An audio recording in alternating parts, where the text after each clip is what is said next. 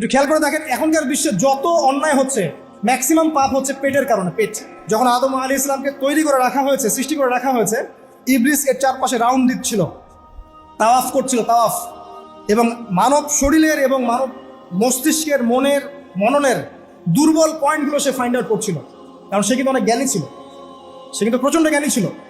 এবং এখনও কিন্তু সে প্রচণ্ড জ্ঞানী, এবং তার অভিজ্ঞতা ঝুলি এখন অনেক বেশি, তাই না? ওর বয়স হয়ে গেছে না, এখন প্রচুর বয়স। তো তাওয়াফ করে করে সে মানুষের দুর্বল জায়গাগুলো ফাইন্ড আউট করেছে।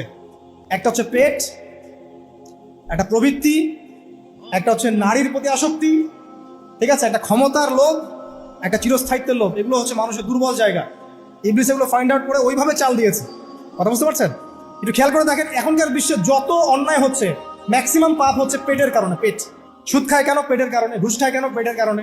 তারপর দেখবেন মানুষের সম্পদ আত্মসাৎ, ওই যে ছেলে মেয়ে বাল বাচ্চার জন্য। পেট মানে মূল জিনিসটা কি? পেট।